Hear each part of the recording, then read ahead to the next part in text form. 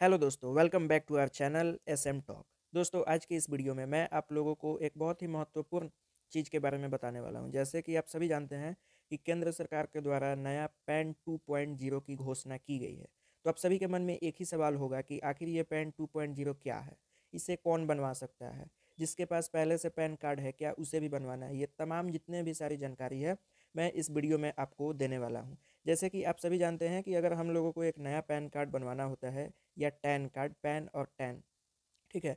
तो यहाँ पे नियम ये है कि आप एनएसडीएल के वेबसाइट पे आकर और यहाँ से आप ऑनलाइन अप्लाई यानी कि सभी डिटेल्स को यहाँ फिल करने के बाद आप इसे बना सकते हैं और 107 रुपये का पेमेंट लगता है और 10 से 15 दिन के बाद आपके डोर स्टेप पे फिजिकल पैन कार्ड आ जाता है। तो यहाँ सबसे बड़ी सवाल ये है कि आखिर ये पैन 2.0 क्या है, इसे कौन बनवा सकता है। ठीक है, क्या अगर आपने जो पुराना वाला पैन कार्ड आपके पास है तो क्या उसे चेंज करना होगा, अब सभी को क्या न्यू पैन कार्ड बनवाना होगा।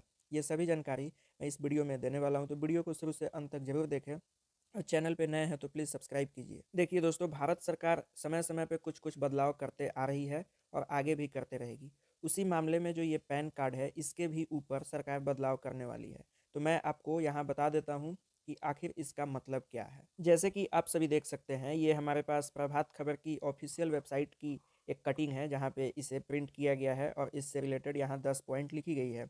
यहाँ लिखी गई है कि सरकार की पैन 2 पॉइंट परियोजना क्या है, 10 पॉइंट में समझते हैं।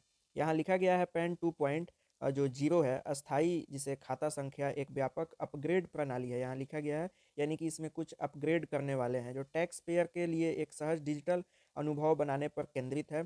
यह पहल कोर और नॉन कोर पैन टैन सेवाओं और पेपरलेस प्लेटफॉर्म पे यूनिफाइड करेगी। अब आगे समझते हैं कि और यहाँ पे क्या बातें कही गई है। जैसे कि यहाँ आप देख सकते हैं लिखा हुआ है कि पैन 2.0 क्या है। तो पैन 2.0 जैसे कि आपने ऊपर समझा, अपग्रेड प्रणाली है जो एक सहज अनुभव प्रदान करने वाली है, कोर और नॉन कोर सेवा प्लेटफॉर्म यूनिफाइड, जो सरकार के डिजिटल इंडिया कार्यक्रम के साथ जुड़ी होगी। इस प्रणाली में सभी पैन संबंधित सेवाओं के लिए एक सेंट्रलाइज पोर्टल और यूजर की डाटा सुरक्षित के लिए एडवांस साइबर सुरक्षा की सुविधा होगी। इस संशोधन प्रणाली का उद्देश्य सरकारी प्रणालियों में डिजिटल इंटरैक्शन के लिए पैन एक सामान्य पहचानकर्ता बनाना, जिससे एक रूपता और अनुपालन वाली ये जितने भी चीज़ें लिखी गई है ये। तो इससे आप समझ सकते हैं कि ये जो पैन 2.0 है तो इसमें बेसिक यहाँ अपग्रेड होने वाली है, यानी कि सरकार इसे नए तरह से डिजिटल करने वाली है। आप जानते हैं डिजिटलाइजेशन इंडिया में 2016 के बाद से बहुत तेज़ी से बढ़ता गया।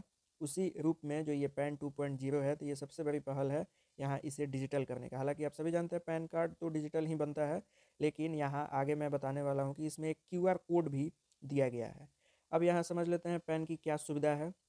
तो पैन 2.0 प्रोजेक्ट बेहतर डिजिटल अनुभव के लिए सेवाओं के तकनीक आधारित बदलाव के जरिए टैक्स पे रजिस्ट्रेशन सेवाओं की व्यावसायिक प्रक्रिया को फिर से तैयार करने के लिए बनाई गई है। पैन 2.0 प्रोजेक्ट के दूसरे लाभ में डाटा का एकल स्रोत और उसमें एकरूपता, पर्यावरण अनुकूलन प्रक्रिया और लागत अनुकूलन और अधिक एजिलिटी के बुनियादी ढांचे की सुरक्षा है। फिर यहाँ नेक्स्ट लिखा गया है कि यह पहल परिचालन दक्षता में सुधार के लिए एडवांस टेक्नोलॉजी के साथ मौजूदा ढांचे को अपडेट करेगी। उसके बाद यहाँ आपको नेक्स्ट लिखा गया, आयकर विभाग की ओर से करीब 18 करोड़ पैन जारी किए गए हैं। इनमें से 98% पैन पर्सनल स्तर पर जारी किए गए हैं। आयकर विभाग ने ये बताया है कि 78 करोड़ पैन जारी किए गए हैं अपने देश में, जिसमें कि 98% जो पैन है वो पर्सनल स्तर पे किए गए हैं।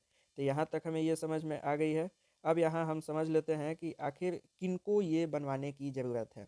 तो देखिए, यहाँ पे पूरा डिटेल तो नहीं दी गई है, लेकिन मैं आपको बता रहा हूँ एक दूसरे सोर्स ऑफ न्यूज से।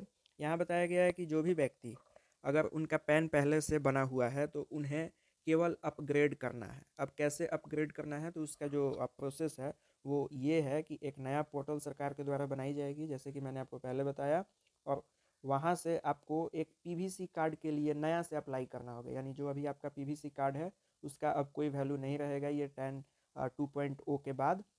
इसमें आपको 50 रुपये का एक ऑनलाइन पेमेंट करना है और आपके घर के जो पते हैं उस पर एक डिजिटल पैन कार्ड आएगा जिसमें क्यूआर कोड है। तो इसका मतलब यही है कि आपके जो पुराने वाले पैन कार्ड है उसमें अब एक नया क्यूआर कोड लगेगा और उसे बहुत सारे चीज़ों से जोड़ दी जाएगी। जैसे यहाँ साफ तौर पे लिखा है कि इसे बिजनेस पर्पस के रूप में इसे ज़्यादा सरकार समझ रही है, जो कि 78 करोड़ पैन कार्ड धारी ने बनवाया है, जिसमें से 98% जो पर्सनल पैन कार्ड है।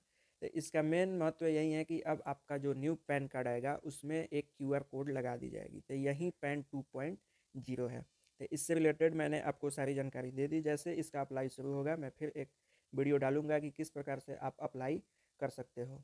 तो आई होप आपको ये वीडियो काफ़ी अच्छा लगा हो। तो प्लीज़ इस चैनल को सब्सक्राइब कीजिए, वीडियो को लाइक कीजिए और अपने दोस्तों के साथ शेयर कीजिए ताकि उन्हें भी पता चले कि आखिर ये पैन 2.0 क्या है। तो मिलते हैं नेक्स्ट वीडियो में। धन्यवाद।